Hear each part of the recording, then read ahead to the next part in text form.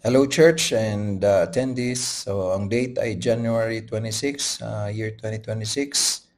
At ito ang part 4 ng lecture series on rebellion. At daanan muna natin yung unang apat na tinalakay. Remember, ang una ay yung tungkol ito sa kung ano ang sinasabi ng law ni Moses or ng Torah tungkol sa pagre-rebelde ng isang anak. Yung ikalawa naman ay yung pinakaunang pagre-rebelde na pinasulat ng Panginoon na nangyari noong nasa desert yung congregation. Sina Korah, mga Levites at iba pa, lalo na mga pinuno na 250. Ikatlo at pang-apat ay yung nangyari sa Kadesh in Zin, Desert Zin, na kung saan 2 beses na occasions na tinawag ng men of God, Moses and Aaron, na rebelde yung yung congregation. On the other hand, tinawag ni Jehovah God na rebelde yung men of God. So, bago tayo mag-aral ng panibago, i-summarize ko sa inyo kung ano so far ang makikita natin na pattern doon sa unang 4 na lectures. Manalangin muna tayo. Panginoong Diyos Ama, tulungan niyo po ang pagtatalakay na ito at ang pag-record din para maging kapaki-pakinabang sa mga mananampalataya. Salamat po, Panginoon, sa patuloy po na pagbibigay po ninyo ng mga pag-unawa, kahulugan at ang mga pangyayari sa presente para lalong unawaan po ang kahalagahan ng iyong mga banal na salita patungkol sa pagre-rebelde upang nang sa gayon masuri po ng bawat isa ang estado kung ang ginagawa po ba ay isa ng matatawag na rebellion. At pagpalain niyo po patuloy ang ministeryong ito, gayon din po ang bawat isa na maging matiyaga, na mag-isip, gawin ang mga assignments para sa ikalalago. In Jesus' name, Amen. So, dun sa unang 4, lectures 1 to 4, ang mapapansin natin dyan na pinagkapareho, yung mga tinawag na rebelde o kandidato para maging rebelde, lahat sila, hindi nila sinunod ang Word of God, ang salita ng Diyos. Dun sa una, sinaad sa Torah, kapag hindi sumunod yung anak sa magulang, and nakasaad sa Torah na kailangan sumunod ng anak sa magulang, so mayroong kaparusahan ng Panginoon sa pamamagitan ng mga matatanda ng tribo o ng Israel. Doon sa ikalawa, sila Korah, hindi nila sinunod dun yung men of God. Kaya lang si Moses and si Aaron ay inatasan lamang sila ng Diyos sa pamamagitan ng salita o appointment ng Panginoon. So, nung rinebeldehan nila yung men of God, indirect itong pagre-rebelde sa nagtalaga sa kanila. And yung pagtatalaga ay sa pamamagitan pa rin ng salita ng Panginoon Diyos. Doon sa nangyari sa Kadesh Zin, mapapansin nyo doon, hindi naman agad pinarusahan yung congregation because yung congregation ay yung ginawa nilang pakikipag-away doon sa kina Moses. Pero eventually, pinarusahan sila ng Panginoon. Pero doon, ang tinawag ng Diyos na rebelde ay sila Moses and si Aaron. Bakit? Lalo na si Moses kasi inutusan ng Diyos, ang salita ng Diyos ay kausapin lang ni Moses yung bato. Ginawa ni Moses, nagrebelde siya. Pinukpok niya yung bato. So, makikita ninyo yung pinagkapareho ng unang 4 na ang mga tinawag sa Biblia na sa mga panahon na yon, rebelde, pare-pareho sila. Meron silang hindi sinunod na utos ng Diyos, batas ng Diyos. At yung kustisya o judgment ng Panginoon Diyos. Pangalawa, mapapansin ninyo lahat ng mga nagrebelde doon, nawalan sila ng blessing galing sa Panginoon. Ano ang nawala sa bata na nagrebelde sa Torah? Hindi lang mawawalan siya ng buhay, mawawalan siya ng magulang, mawawalan siya ng pribilehiyo na ang blessing kasi ng Panginoon sa pamamagitan yun ng tatay. So, kapag mawala ang tatay, magmamana nung blessing ng tatay ay yung anak. Pero dahil sa rebelde, isusurrender yung anak na rebelde sa matatandang pinuno ng kongregasyon o ng tribo. Doon naman kina Korah, nawalan sila ng buhay, nawalan ng bahay, nawalan sila ng oportunidad na marating nila yung lupa na pinangako ng Panginoon Diyos. Doon naman kina Moses and si Aaron, ganun din.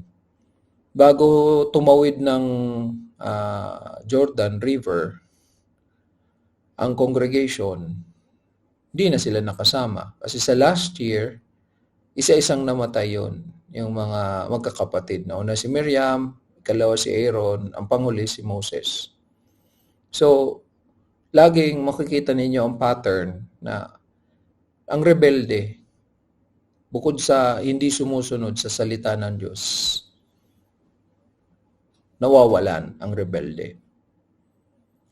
So, sa kanyang parte, hindi na siguro malaking kawalan sa kanya yon dahil hindi na rin naman niya, hindi siya naniniwala sa Diyos, hindi siya sumusunod sa Diyos. So, baliwala sa kanya kung mawala sa kanya ang pabor at blessing ng Diyos. Pero sa pangkalahatan, malaki ang pagkalugi niyan. Kasi hindi lang siya mamamatay, maghihirap siya habang buhay sa impyerno at eventually sa lake of fire.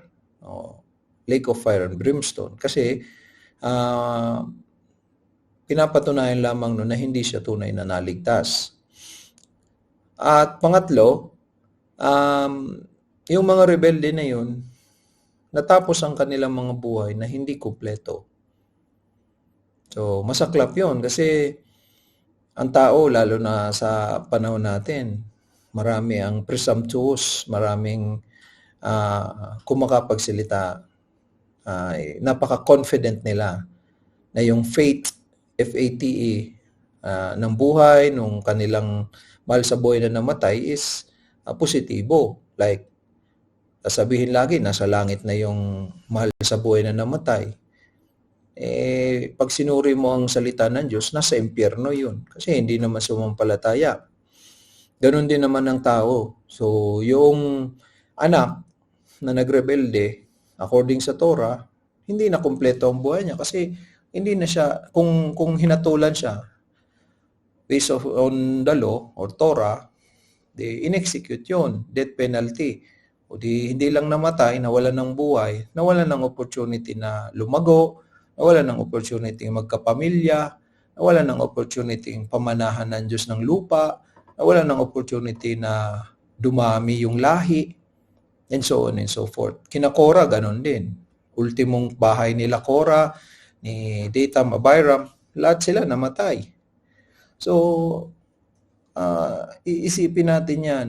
Kung magre-rebelde ka, handa ka ba sa ganitong kapalaran?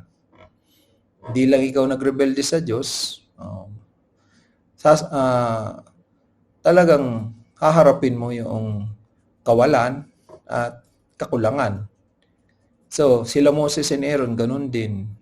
For 40 years, na-endure nila ang wilderness, ang kahirapan, ang leadership, na nagsumusunod sa Diyos, pero eventually, hindi nila natapos. Hanggang tingin lang sila mula sa malayo kung ano yung lupa na pinangako ng Diyos. So kaya nga, ang rebelde, according dito, natatapos ang buhay nila na kulang, incomplete. So dito pa lang sa tatlo na yan, hindi na talaga maganda sa isang tao ang magrebelde sa Panginoon.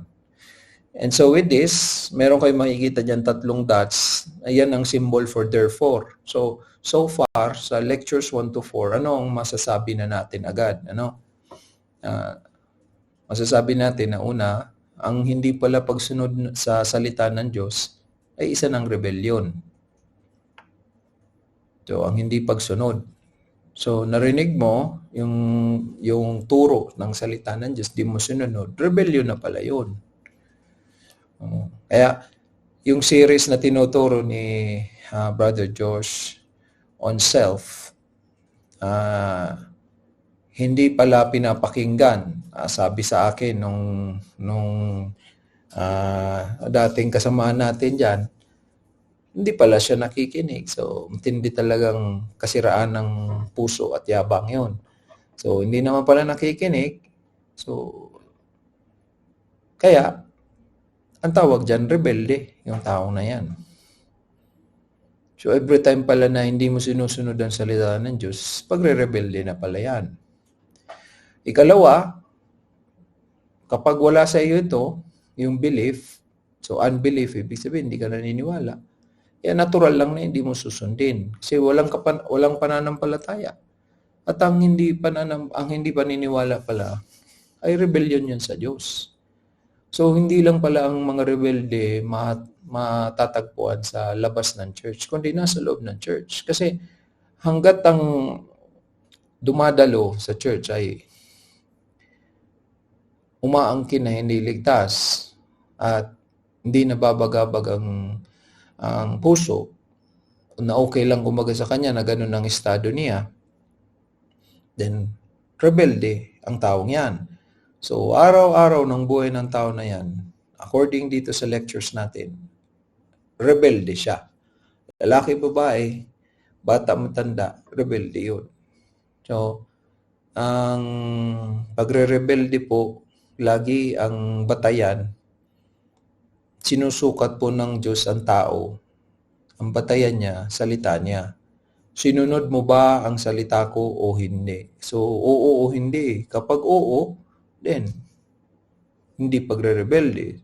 Sa kabila noon, rebelde na po agad yun.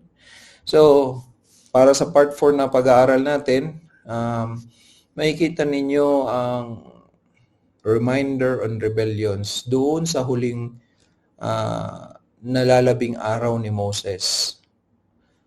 At ang text natin ay ang Deuteronomy chapter 1 because that is after Genesis, Exodus, Leviticus, Numbers. So the last book. Actually, pag sinurin ninyo ang Deuteronomy chapter 1, yan yung sinabi ni Moses bago siya humiwalay sa congregation kasi siya namatay na. Dahil di ba, yun ang punishment ng Diyos sa kanila. Na tulad ka ni Aaron, mamamatay ka at ililibing ka ng congregation at hindi ka tatawid para makarating doon sa lupa na pinangako ko sa inyo. So in Deuteronomy, the book of Deuteronomy, renicite niya ulit yung law, yung Torah. Pagkatapos niyang isulat, pinasulat ni God sa kanya, inulit niya ito. Kumbaga, bilang tao at lingkod ng Diyos, si Moses, ano ang magagawa niya sa huling araw niya? So, ang ginawa niya, inulit niyang iparinig yung batas ng Diyos at sa congregation para hindi malimot at matandaan to prepare din yung congregation sa pagpasok nila doon sa lupa na pinangako ng Panginoon. Kaya, ang tatalakayin ko sa inyo dito, merong dalawang okasyon sa nakaraan nung nasa desert sila na remind ulit ni Moses sila na di ba dito kayo nagrebelde? At nangyari ito, yung pagre-remind, nagsimula sa Deuteronomy chapter 1. So, kailan niya ito ginawa? Basahin ko muna sa chapter 1, "These be the words which Moses spake unto all Israel on this side Jordan, in the wilderness, in the plain, over against the Red Sea, between Paran and Tophel, and Laban, and Hazeroth, and Dizahab. There are 11 days," verse 2, "journey from Oreb by the way of Mount Seir unto Kadesh Barnea." Verse 3, And it came to pass in the 40th year, in the 11th month, on the first day of the month, that Moses spake unto the children of Israel according unto all that the Lord had given him in commandment unto them. So, according dito sa verse 3, ginawa ito ni Moses, yung pagsasalita niya, pagpapaalala niya sa congregation. Sa year 40, naalala niyo kung kailan nagrebelde si Moses? Year 40, same year, pero first month. Ito, nangyari, year 40, same year, pero yung 11th month na. So, second to the last month. At anong araw? First day of the month na. So, ang pagitan nung pangyayari na pagre-rebelde ni Moses at saka yung pagpaparusa sa kanya ay mayroon na pong 10 buwan na nakakaraan. 10 buwan na nakakaraan. So, ibig sabihin, nangyari ito na parehong taon, pero patapos na nung taon na yun. Nangyari yung pagre-rebelde, pagpasok ng taon, nangyari yung itong pagpapaalala ni Moses sa congregation, patapos na taon. Okay? So, hindi po dapat tayo nagtataka na minsan talaga nangyayari yun na pagpasok ng taon o kaya pagtapos ng taon, mayroong nangyayaring o mayroong ini-expose ang Panginoon na kasalanan na hindi makakabuti sa buong taon pa. Kaya tinatanggal na ng Panginoon. Okay? So, hindi ko naman sinasabi na laging ganoon, by chance po, ganoon. Pero alam ng Panginoon kung kailan yun dapat mahayag. At nangyari ito, according dito sa verse 5 naman, on this side Jordan. So, di ba ang Jordan kasi, Jordan River, napakalaking river yan na bumabaybay po sa pinaka-north, yung Galilee Sea, Sea of Galilee. Tapos, sa Galilee Sea, yung tubig niyan, pag nag-overflow yan, dadaloy yan sa Jordan River. Pababa na po yan hanggang sa south, which is Judah. So, south ng Israel. At itong Jordan River na yan, bago nakarating ang congregation. So, doon nangyari yung pag-remind ni Moses. Because sabi ng Diyos, hindi ka makakatawid. Hindi mo mararating yung lupa. So, saan ito? Sabi sa verse 5, sa side ng Jordan, ibig sabihin, pag tinignan mo ang mapa, nasa east side ng Jordan, kasi papunta sila ng west. And then, yung lupa na yon na hindi pa nakakatawid, ang tawag na doon, part pa yun ng Moab. Remember, ang Moab, iba nakapangasawa si Moses ng Moabites. And Midianite, rather, hindi Moabites. And yung Moab, relative pa po yan nila Abraham through kay Lot.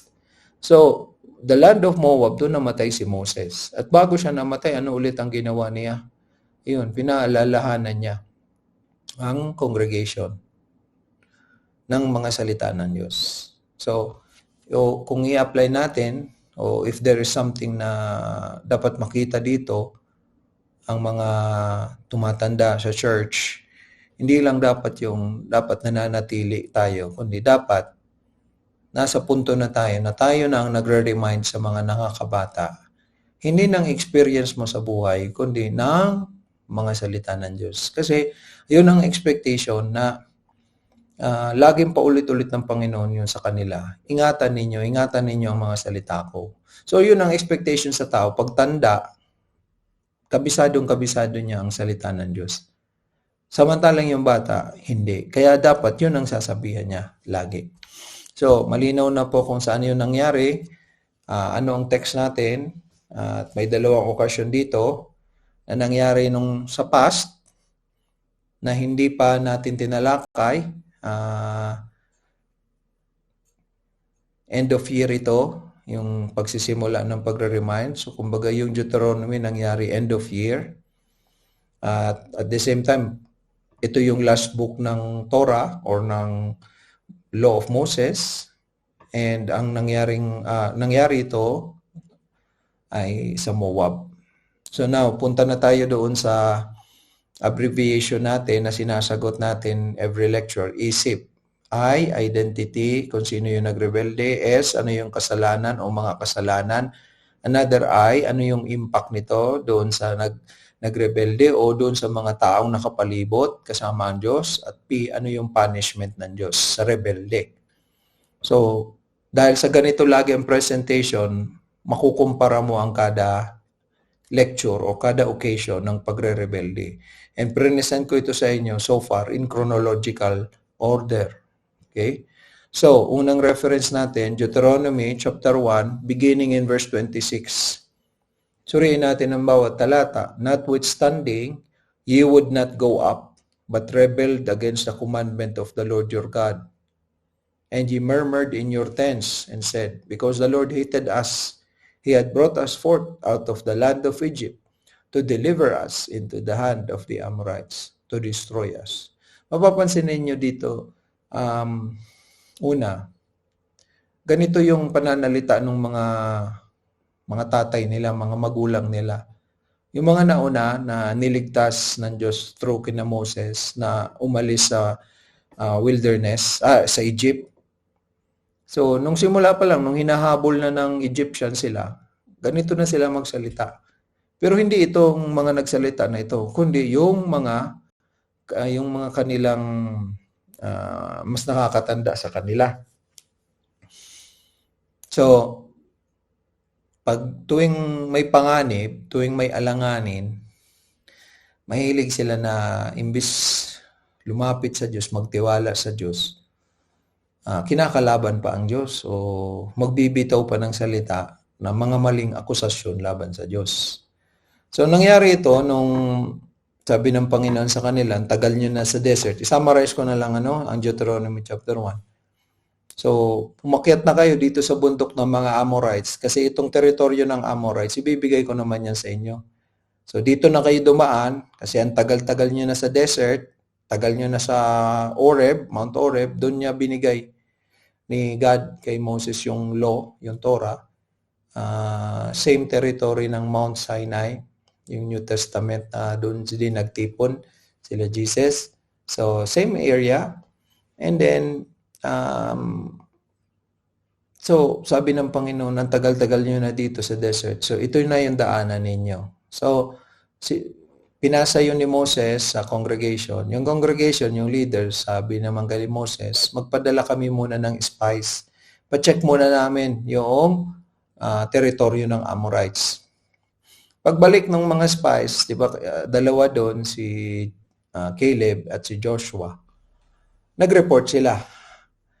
Ngayon, ang sabi ng Panginoon, umakyat kayo doon sa bundok ng Amorites, ibibigay ko yun sa inyo. Pero according dito sa text, ayaw nilang umakyat. Kaya, nagrebelde na naman sila against the word of God, against commandment of the Lord your God. So, sabi ni Moses, di ba?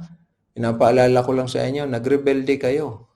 So, kinakausap nila sila as a congregation. As a congregation. So, at this point, tandaan ninyo, yung mga tatay nila, yung gumawa ng pagre-rebelde, pagpatay na yon. Yung magkukross na doon sa Jordan River, mga anak na to kasi 40 years na eh. Kaya nga pwede talaga pala yan na pinapasa lang talaga sa anak yung kawalan ng pananampalataya, yung pagiging matatakutin, yung pagiging mas nagtitiwala sa tao o sa kakayahan kaysa sa salita ng Diyos. So warning talaga yan sa mga anak, no? Kasi kahit naman sabihin mo na hindi faithful ang magulang, meron ka naman laging choice na huwag gayahin. On the other hand, naging faithful yung magulang, pero nangyayari pa rin na hindi naniwala o hindi gumaya yung anak. So, hindi lagi guaranteed yun eh, kasi nakadepende na yun sa individual. So, sa halip na sumunod lang sila sa kautusan ng Diyos, may sinabi na ang Diyos na ibibigay ng Diyos sa kanila. Sabi dito, nagmurmur pa sila. So, nagbulong-bulungan pa sila, nagreklamo pa sila habang nasa mga bahay sila, tents. And then, ayun na sinabi nila sa murmuring nila. Ano? Sabi, kasi ayaw sa amin ng Panginoon galit sa amin ng Panginoon Kaya pala tayo dinala dito. Pinalis lang tayo sa Egypt para dito tayo patayin sa kamay ng mga Amorites, mga kaaway natin. Continue, verse 28 and 29. Whither shall we go up? Our brethren have discouraged our heart, saying the people is greater and taller than we. The cities are great and walled up to heaven. And moreover, we have seen the sons of the Anakims there. Then I said unto you, dread not, neither be afraid of them. So ito rin po ang dahilan bakit ang nasakop lang talaga under the leadership ni Moses ay itong mga Amorites lang. Yung si Og, si Sihon, king ng Amorites, and then si Og, king ng Bashan. So, bakit konti lang as compared sa leadership ni Joshua? Kasi yung generation under Moses, mga matitigas ang ulo.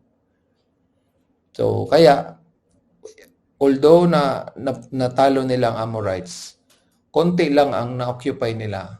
Puro sila reklamo sa desert. Kaya wala silang progress. Wala silang much fulfillment ng words of God. So, kaya makita natin dito, pag puro pala walang pananampalataya, yung salita ng Diyos hindi yan mababago, at ang Diyos lalo-lalo na hindi mag-a-adjust para sa iyo. So, lagi ang lugi yung tao. Kasi yung tao, wala siyang ma-accomplish sa kalooban ng Diyos. Pero ang Diyos, lagi niyang tutuparin yung salita niya. So, naiiwan lagi ang tao.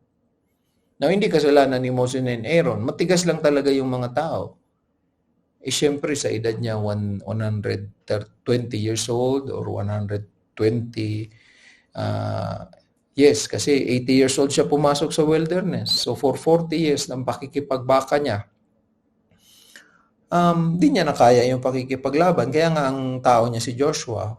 Kaso, kung si Joshua faithful, pero yung iba hindi, siyempre, nadadamay lahat. Ganon din sa church. Kaya lang naman nagagawa po ng church na imagine ninyo, pagsamahin mo na yung mission churches. Ito recent na to Pag pinagsama na natin ang mission churches natin, nasa 20 na lang tayo Biruin nyo yan. Dati po noon, pag sinama mo mission churches, 30 pa tayo. So habang tumatagal ang panahon, pababa, paunti ng paunti. Sinama na natin dyan yung bago nating members, si Judith and si DM, si Denmark. So talagang, bakit mga kapatid? Hindi naman sa nagangad tayo ng dumami, pero bakit kung titingnan natin yung numero, walang progreso? Kasi lagi, taon-taon, may tumatalikod. Now, suriin natin, yung bang pagtalikod na yun, dala ba ng namumuno o tinalaga ng Panginoon na pamunuan ng church? Lagi pong mayroong pagtuturo ng salita ng Diyos. Pero, lagi rin may tumatalikod. So, kaya paunti ng paunti yung numero, pero hindi ito dapat ika-alarma kasi wala naman tayong pinapersa and wala rin tayong hawak, control sa puso ng tao. So, lalong-lalo na hindi ko kokontrahin ang kalooban ng Diyos na tinanggal niya talaga yung mga tao. Kasi kahit man sabihin ng mga taong rebelde, ang pinaka-reason si Ariel na kagustuhan niya yun na huwag magpatuloy, tumigil, kagustuhan niyang sumama lang sa mga ginawa ni Hazel, ni Chinny, ni Pinky, ay remember, sovereign ang Diyos. Siya pa rin ang may control sa lahat. So, yan pa rin ang paniniwalaan ko. So, ibig sabihin lang nun, hinayaan ng Panginoon yun na mangyari. Kasi wala naman sa atin nagpapalayas ng miyembro. Kaya nga lagi tayo nasasaktan. Pero dahil sa iniingatan natin ng salita ng Diyos, nakakapagpatuloy.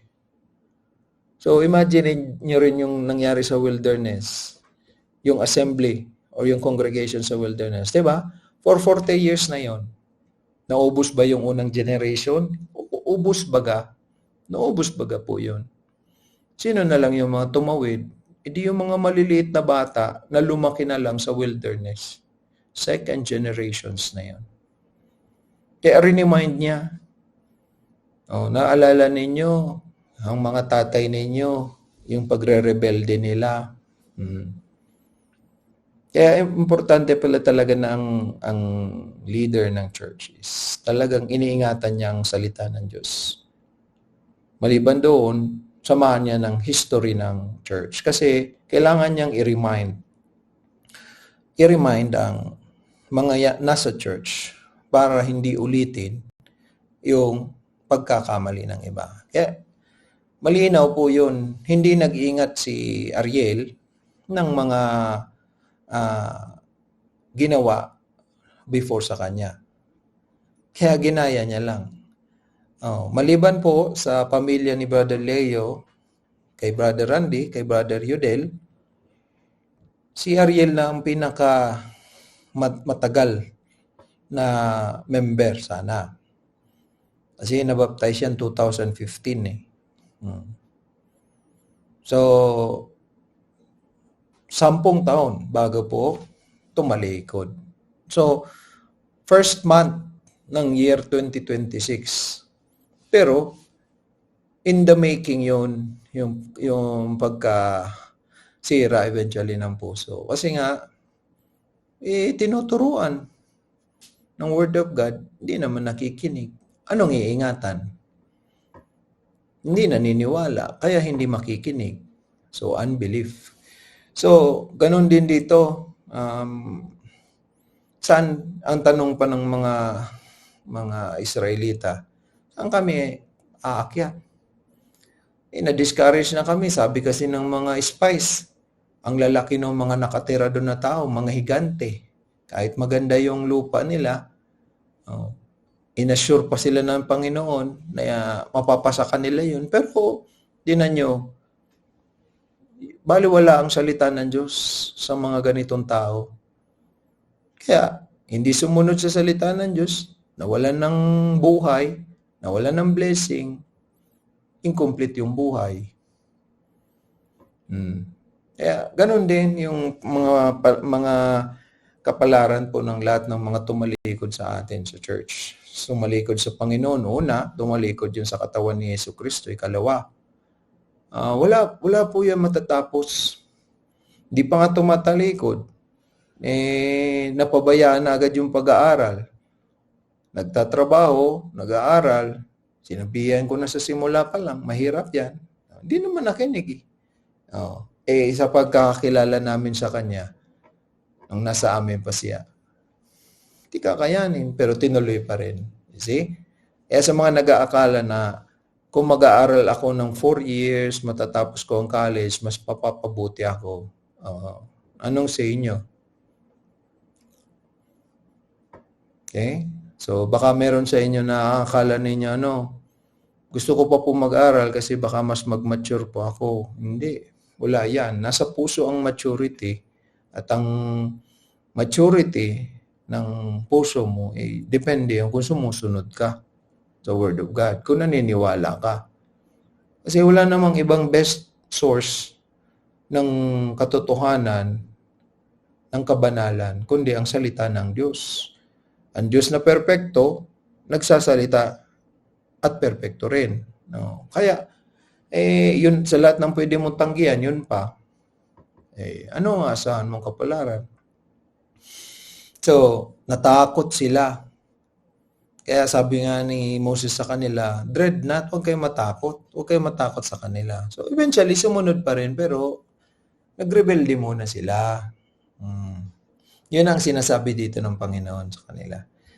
Continuation, verse 30 to 31. The Lord your God, which goeth before you, He shall fight for you, according to all that He did for you in Egypt before your eyes, and in the wilderness, where thou hast seen how that the Lord your God bare thee, as a man doth bear his son, in all the way that you went, until you came into this place. So at this point, pinapaalala ni Moses sa kanila, magre-rebelde pa kayo? Tulad ng isang tatay, inalagaan ni God yung congregation, hindi pinabayaan mula Egypt hanggang dun sa bago na lang tumawid ng Jordan River. Baga, malapit na sa finish line, sinustain ng Panginoon kahit maraming nagrebelde. So, kumbaga, ang dulo nito, kayo, anong gagawin nyo? Tularan nyo ba yung mga tatay ninyo, mga magulang ninyo na mga marebelde? Pag nakapasok kayo dyan sa lupa na pinangako ko, ingatan nyo ba yung mga salita ko? O kaya ulitin ko, basahin ko ulit, ha? Ganito ang gagawin, ganito, ganyan, ganyan, ganyan.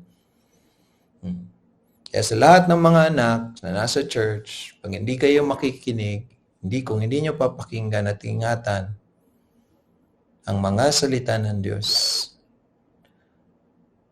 kahit buhay pa kayo, bound na kayo para mag-fail. Bound na kayo to eventually tumalikod sa Diyos. Lalo na ngayon, napalala talaga ng palala ang ating panahon, na hindi na talaga kailangan ng bata lumabas ng bahay para masira. Basta may cellphone ng bata, pwede siya masira kung mali ang kanyang pamamaraan. So, and last reference para doon sa sa una, verse 32 and 33. Yet in this thing ye did not believe the Lord your God. See? Tingnan niyo sa rebelde, hindi enough ang maraming ginawang kabutihan ng Diyos. Sa rebelde, hindi enough ang sacrifice ng Diyos. Hindi enough. Ang best sacrifice ni God, the Father, para sa lahat ng tao, ay ang ibigay niya ang only begotten Son para sana magkaroon ng salvation. So, biruin mo yun, kung tunay ka naligtas, bakit ka tatalikod sa Kanya? Ikaw ang may pagkakautang sa Kanya, sa Diyos natin. Bakit ka tatalikod? Nangangahulugan nyo na hindi ka na maglilingkod sa Panginoong Kristo. So, kumbaga, ito yung tanong ngayon si Ariel, ikaw kailan? Kaya sa bawat isa na patago din tulad ni Ariel, tatay-tahimik, pwede na natin ibasihan talaga yan, Brother Leo, Brother Josh, pwede niyong basihan po yung tuwing nagtuturo po kayo, kapag meron kayong nakikita dyan sa kongregasyon natin na mukhang hindi naman po nakikinig o kaya tulog o kaya iba rin ang ginagawa, maalarma na pala dapat tayo na ano ang patutunguhan po niyan. Tingnan niyo si Ariel. Noon pa po, sa bawat pagtuturo ko, napapansin ko na po yan agad. Hindi naman gumagana yung utak kasi mapapansin mong gumagana ng utak. Gumagalaw yan eh. Nagsusulat, may mga naiisip. So, iba po yung patay ang puso. Wala talagang gawa. Ano yung mga nabanggit ni Brother Joe sa meeting?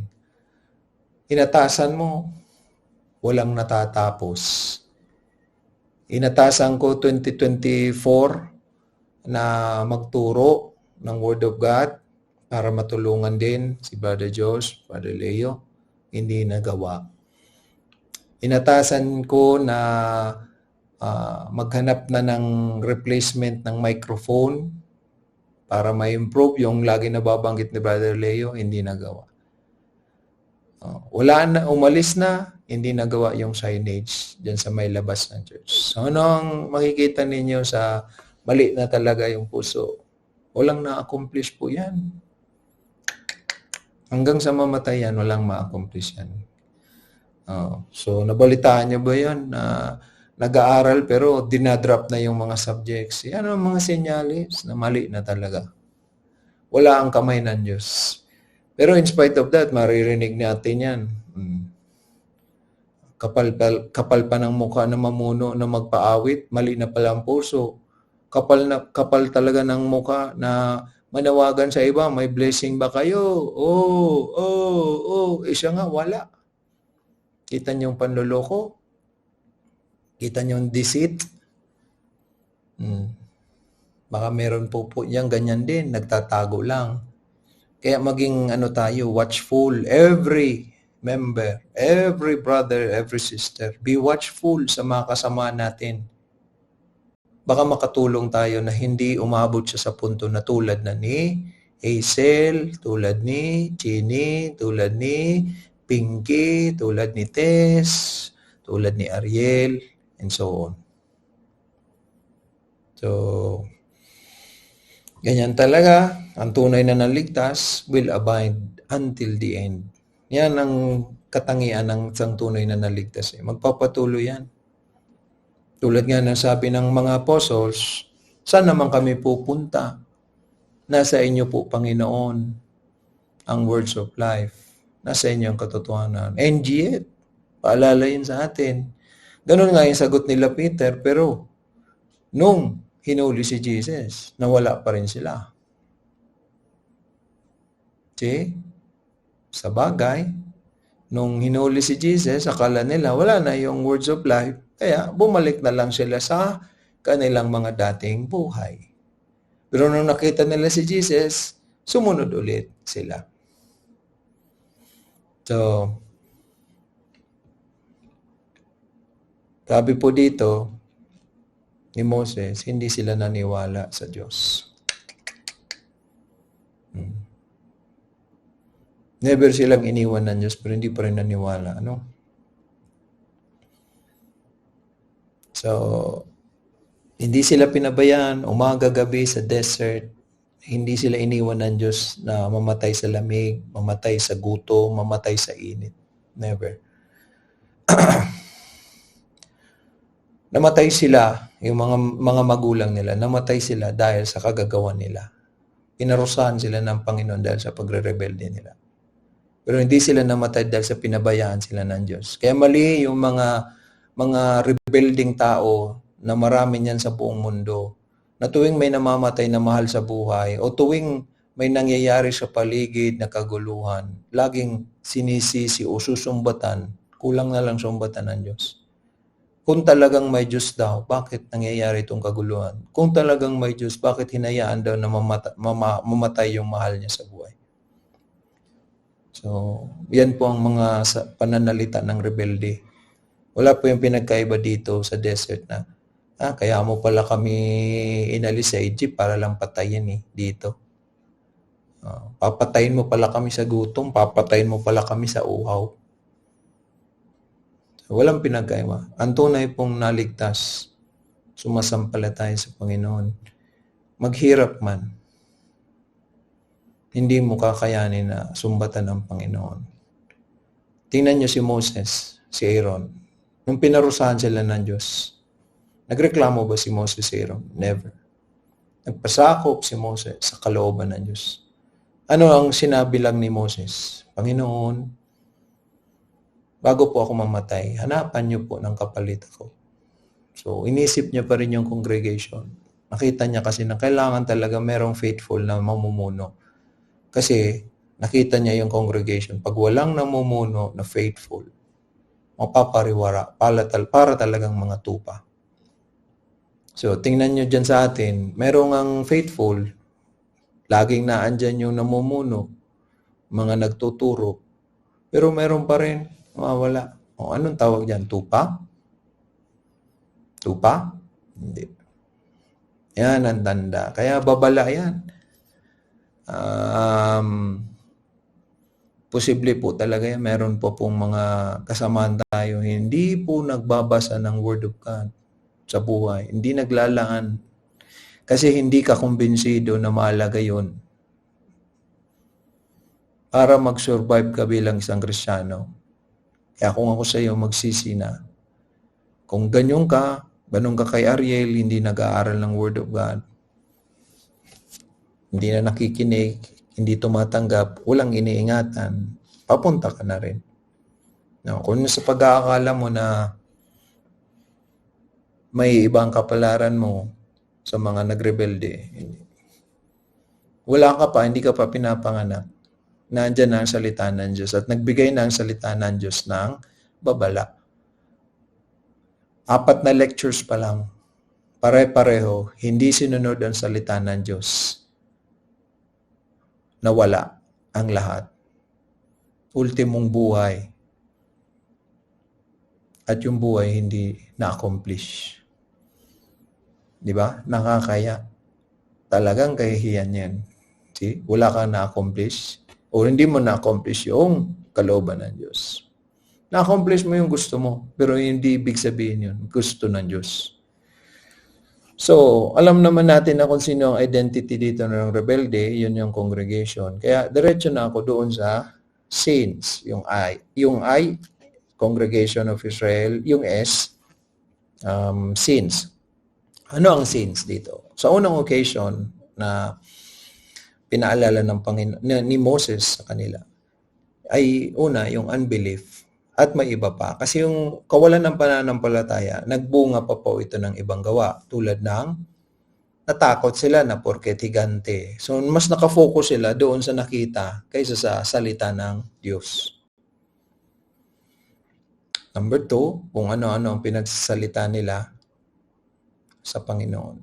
And malamang bago po ito nasalita, nag-isip muna sila ng masama sa Diyos. So, coordinated ang puso, unbelief, yung isip, evil, at yung bibig, murmur. At lahat ito laban sa Diyos. Kaya imposible po, no? Sana mabigyan tayo ng babala. Totoo pala talaga na hindi mo masusukat ang tao na siya ay mabuti just because hindi siya umimik. Makita natin yan kay Ariel. Okay? Hindi porket hindi gaano nagsasalita ay makadiyos. So, bibig. At hindi porket di nagsasalita, maganda yung puso. Nakita natin kay Ariel, unbelief. At hindi porket hindi nagsasalita o laging nag-i-smile, laging malumanay magsalita, ay yung isip ay makadiyos. Kasi kung makadiyos ang isip, hindi po tatalikod. According sa kanya, wala naman naka-offend sa kanya. So, according sa kanya, hindi naman daw, kasi nung kinausap ko, aminado siya na ang mali siya, ang problema siya. Kaya lang paulit-ulit, kaya hindi na lang daw siya magpapatuloy. Pero bakit paulit-ulit? Yun ang tanong. Kasi wala itong pananampalataya. Kaya yung kasalanan, nauulit kasi wala talagang hindi nakumbinsi na kailangan magsisi. Makikita ninyo sa congregation na nasa wilderness noon sa desert, yung na-discourage sila, natakot sila. So, tingnan ninyo, ito, pag sinuri mo ito doon sa mga tumalikod na, makikita ninyo ito. Tingnan nyo yung mga hindi naniniwala. Hindi papahalagahan ng salita ng Diyos, hindi papahalagahan ng pagtitipon. Kasi mas takot siya sa tao, sa trabaho, sa pag-aaral, etc. At nung takot na sila, hindi na sila nakinig. kahit ano pang sabihin ni Moses na galing sa Diyos. Yan ang mga kasalanan. Ulitin ko unbelief at marami pang iba. Bunga na lang ng unbelief is natakot sa mga kaaway, the Amorites, natakot, at bago natakot, na-discourage, pagkasama na yon, mali ang puso. At nung mali ang puso, sunod, yung isip din, mali. At yung mga lumabas sa bibig, mali. Hindi po pwede po, independent yan. O separate yan. Talagang, minsan ang tao magaling lang magtago.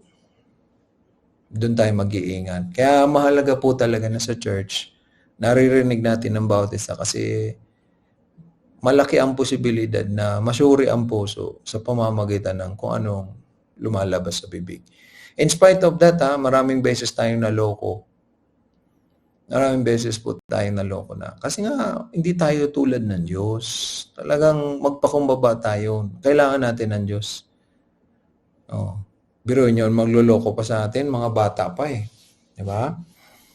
Kaya tama si Brother Diyos. Ingat tayo. Kahit nagpapatawad tayo dahil sa Panginoong Hesukristo natin, pero mag-iingat tayo.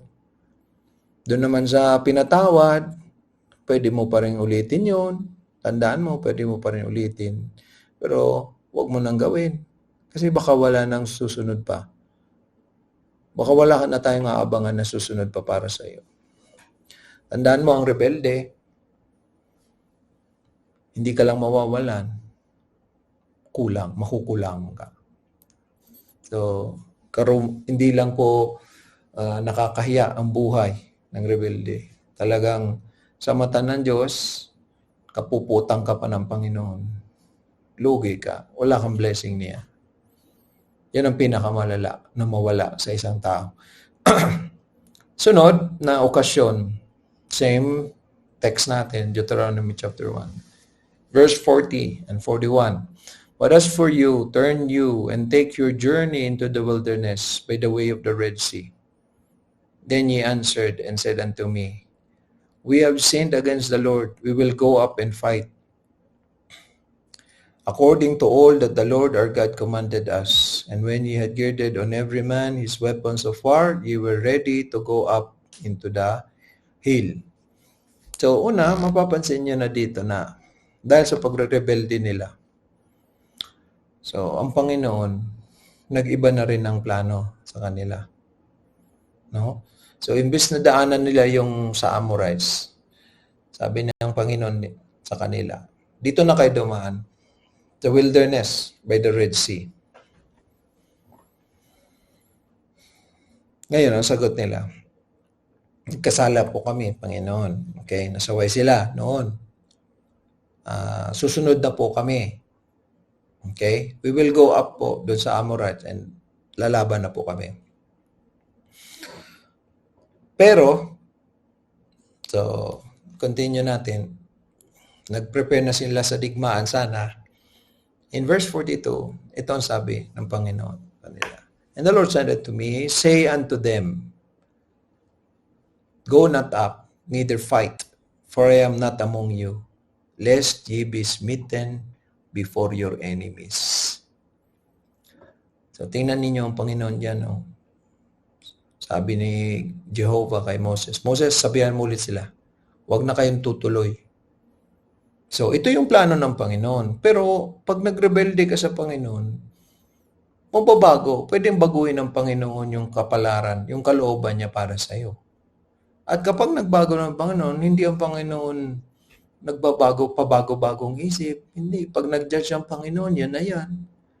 Sabi ng Panginoon sa kanila, huwag na kayong tumuloy. Sabihan mo sila, hindi na ito. No? Huwag na kayong lumaban. Bakit? Anong dahilan ng Panginoon? Kasi sabi niyang Panginoon, hindi ko na kayo sasamahan. So ito ang terrible talaga. Umayaw sila sa Panginoon at dumating ang punto, inayawan sila ng Panginoon. So pinapaalala ni Moses ito.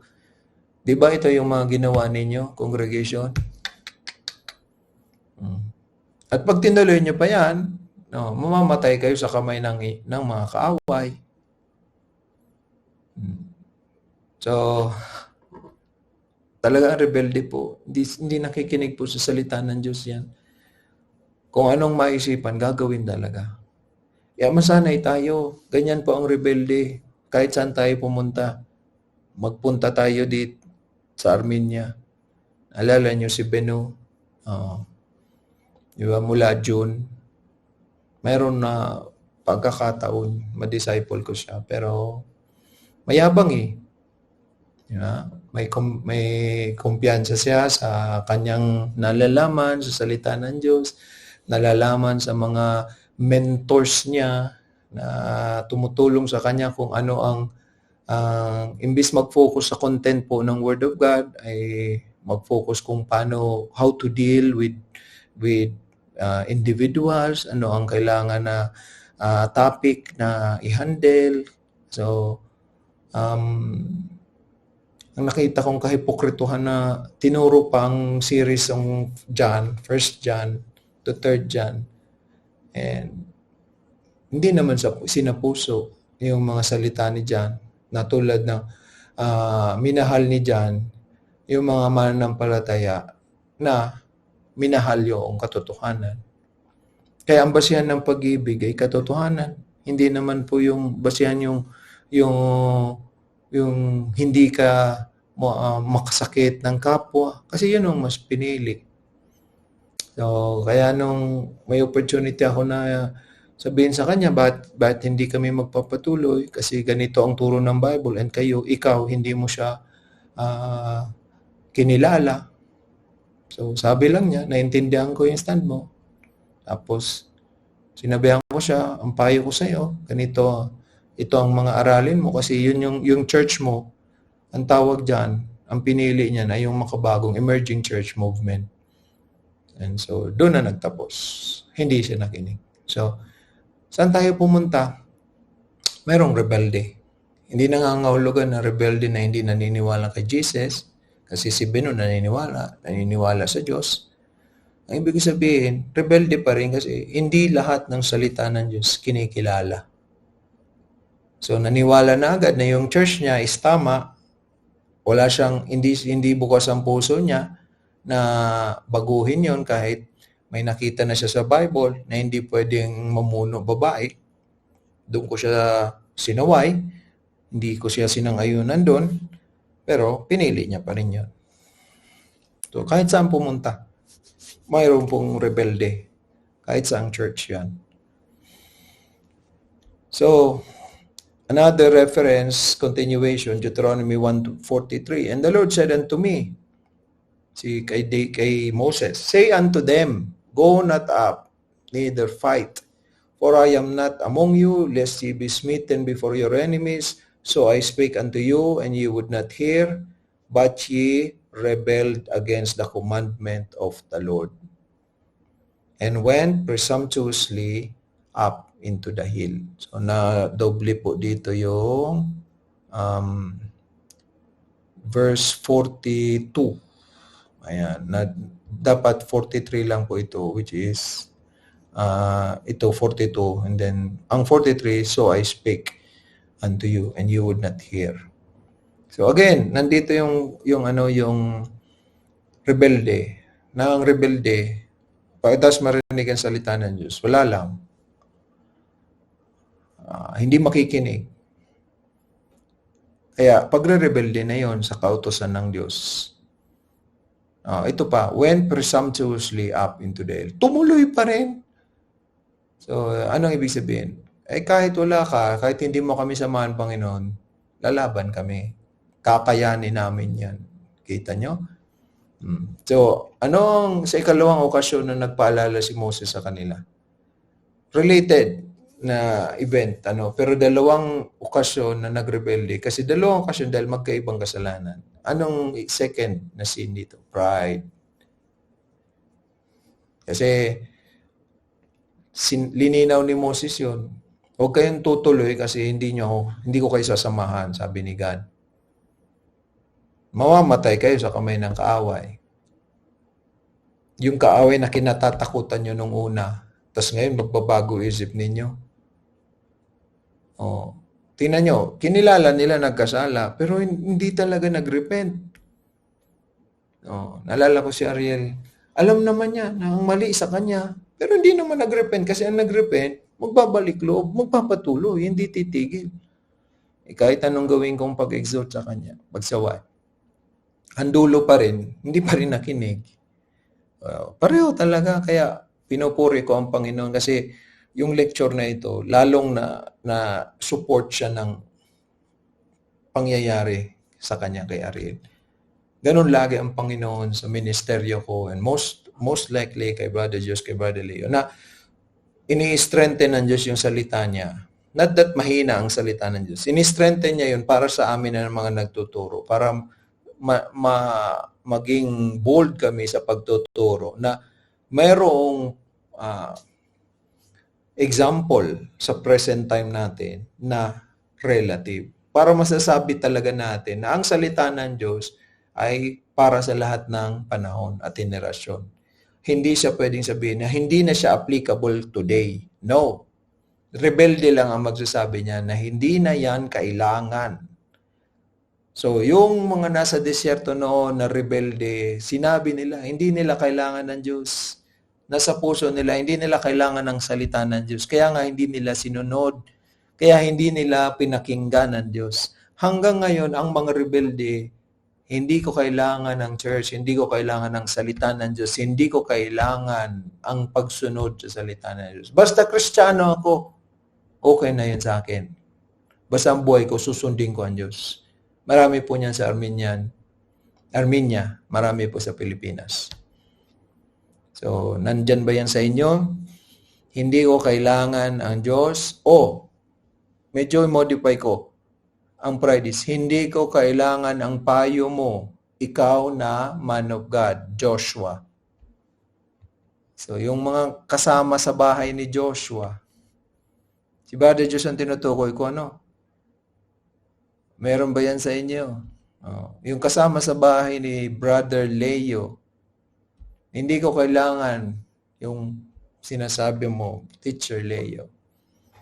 Yung mga kasama, mga tinuturuan ni Brother Leo sa Bakong, tinuturuan ni Brother Diyos sa Legazpi, sa Bulusan, pati ni Brother Leo sa Legazpi. Si Ariel yan, hindi nakinig sa self-series.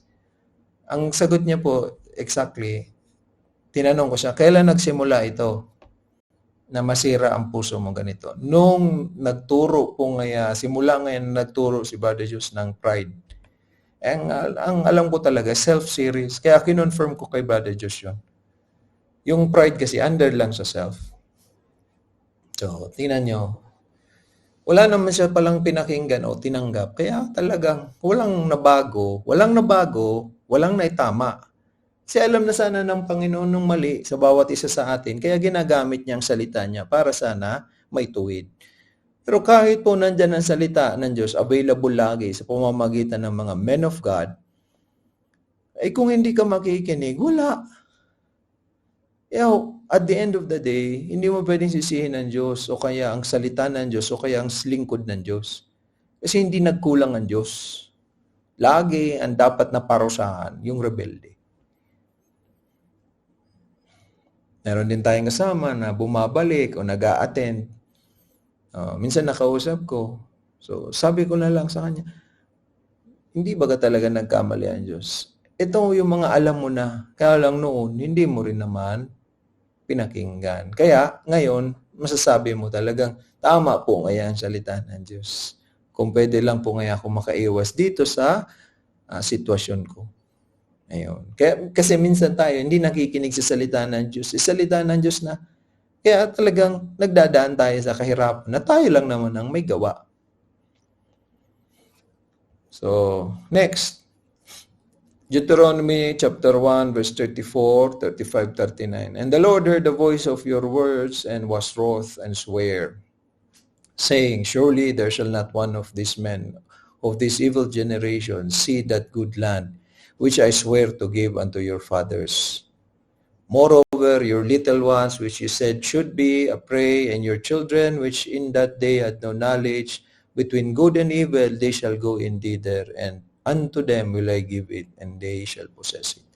So, ang sunod pong alamin natin, ano naman yung second I, impact. Anong impact nitong rebellion ng unang generation kay God? So, una, mapapansin niyo dyan, wrath. Ibig sabihin, ginalit nila ang Diyos.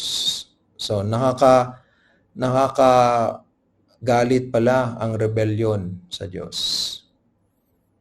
So, ano ang gagawin ni God sunod sa mga nagrebelde? Kahit walang mangyari sa kanila dito sa lupa, baka may natitempt sa inyo, wala naman po yung nangyayari masama kay Ariel, kay Ginny, kay Hebe, ay kay Hazel, kay Pinky, kay John, at marami pa. Tandaan ninyo, hindi po bago yan kasi dahil sa biyaya ng Panginoon, nag-exercise pa po siya ng tinatawag na biyaya o habag. Pero, ang pagbabalik niya, nangangahulugan yan, tapos yan. Lahat ng rebelde, wala ang Panginoong kinakalimutan. Matindi po sa lahat ng gagalitin natin, Diyos pa. Kaya sinumpa ng Panginoon sa kanila. Wala ni isa sa inyo, kayong evil generation. Sino yung evil generation dito ang tinutukoy? Yung rebelde. Kinakausap ni Moses, yung mga anak na. Pero ang nagrebelde na pinapaalala lang ni Moses sa kanila, parang naalala nyo yung pagre-rebelde ng mga tatay nyo? Maliliit pa kayo noon, pero naalala ninyo? Kumbaga, indirectly, asan si papa mo? Ikaw, asan si papa mo? Patay na po. Bakit patay? Kasi nagrebelde. Okay? So, kaya pala hindi sila nakapasok sa loob ng pinangako kasi nagrebelde. At kasi sinumpa ng Panginoon, hindi kayo papasok. Pero yung mga maliliit pa, wala namang alam, papasok sila. At sino yung kausap na? Yung mga maliliit noon sa desert, na yun na ang kausap. Sila ang magmamana ng lupa na pinangako. Kaya hamon sa mga anak niya, ngayon, kayo mga maliliit, mga kabataan, natuturuan kayo ng salita ng Diyos Kaya kahit wala ang magulang ninyo o hindi faithful ang magulang ninyo, wala kayong dahilan para magrebelde. Kasi may salita ng Diyos kayong naririnig na dapat ninyong inuunawa, tinatanggap, iniingatan. Kung gusto ninyo ang blessing ng Diyos hanggang sa dulo.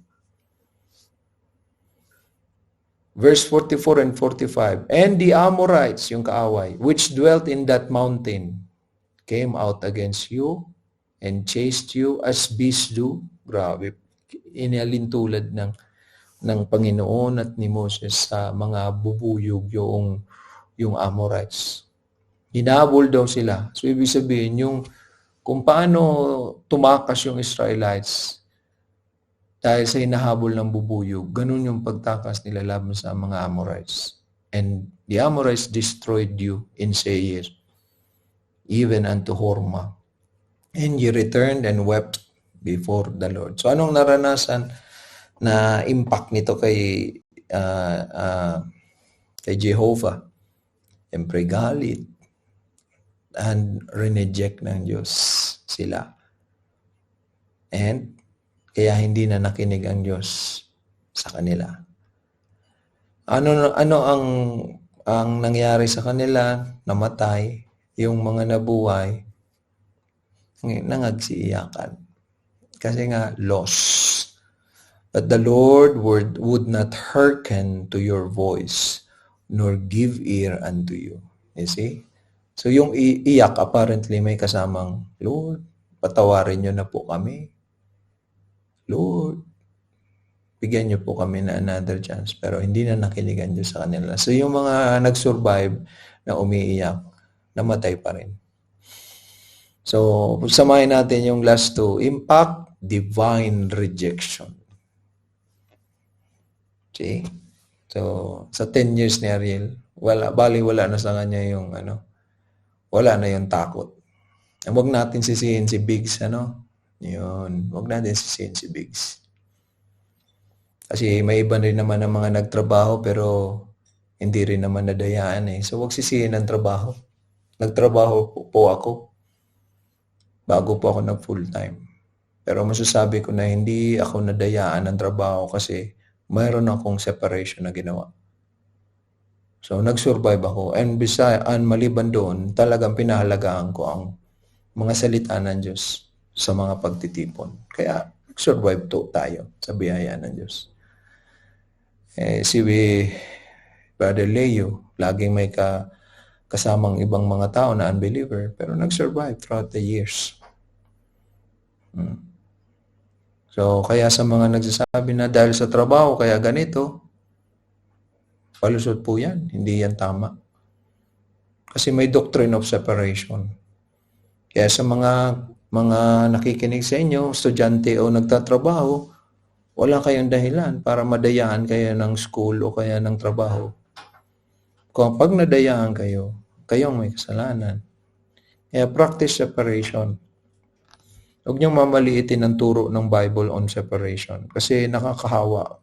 At kahit wala kang taong kasalamuha, kung nasa cellphone ka lagi, mali ang paggamit mo, madadayaan ka. Ngayon, nag-commit ka na, humiwalay ka na sa mga kaibigan na mali ang impluensya. Pag hindi mo iningatan yan, uulitin mo yan. Kung nakagawa ka ng nakakalungkot, nakakagalit sa Panginoon natin, baka mas malala pang magawa mo yan na immoralidad. So, ano ang punishment? Letter P. Kasi ang impact is divine rejection, galit ang Diyos, galit na galit, kaya ayaw na makinig ng Diyos. Ano ang punishment? Last, death. Nakakaya sa kamay ng kaaway pa. Death sa kamay ng kaaway. So, meron tayo niyan, si Julma. Hindi ko alam yung iba kung buhay pa. No? Pero talagang concrete natin na example si Julma. Yung rebellion that led to death. And death na nakakaya talaga. Bakit? Ang mga mananampalataya hindi mo lang nakapunta. Terrible. Terrible talaga. Hindi nakarinig ang pamilya niya ng gospel dahil sa kanya. Supposedly, naligtas. Makakarinig ng gospel ang mga kamag-anakan through sa naligtas.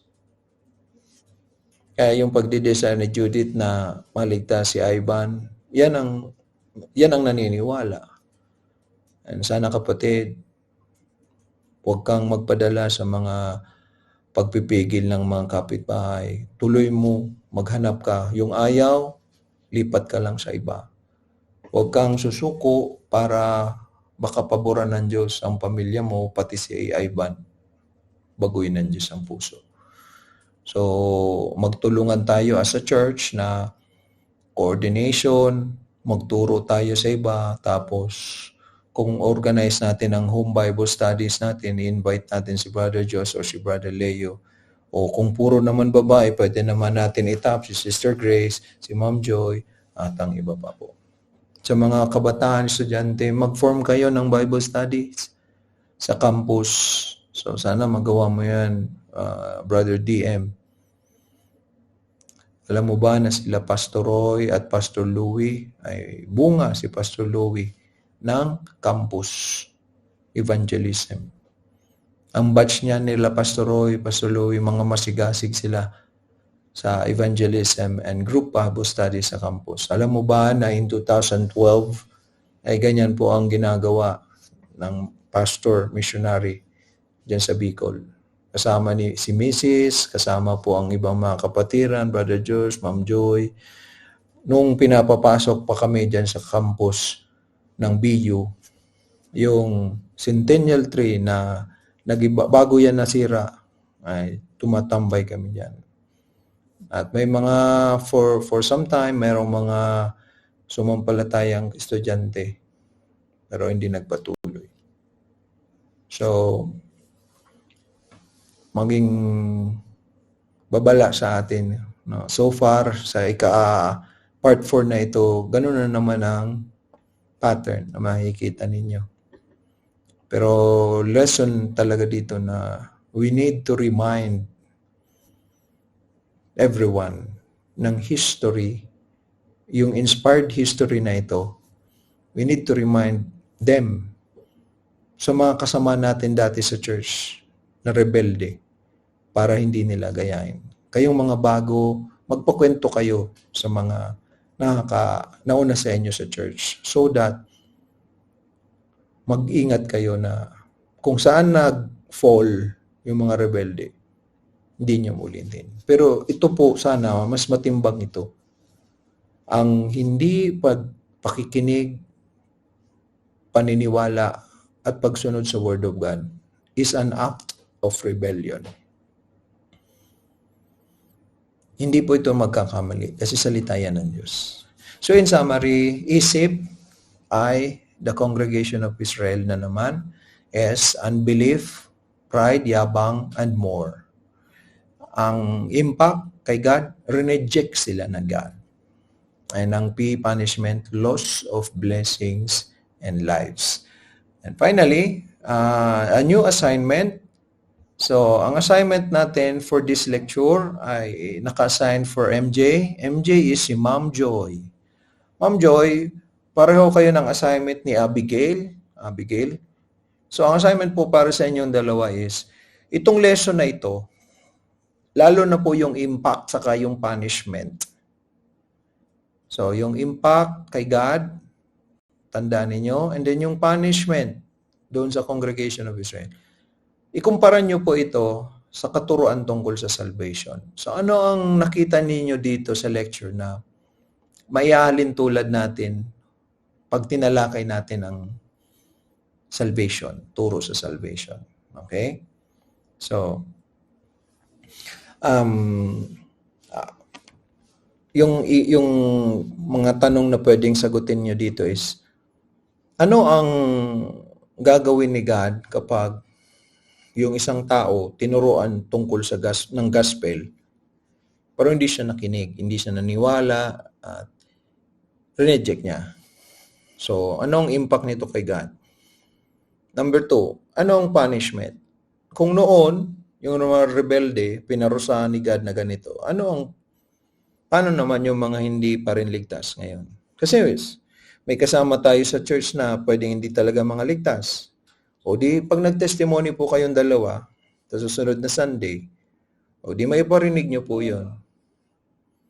Diba, sabi naman po ni Brother Diyos, may kasamahan po na hindi pala ligtas ulit, nabaptize na.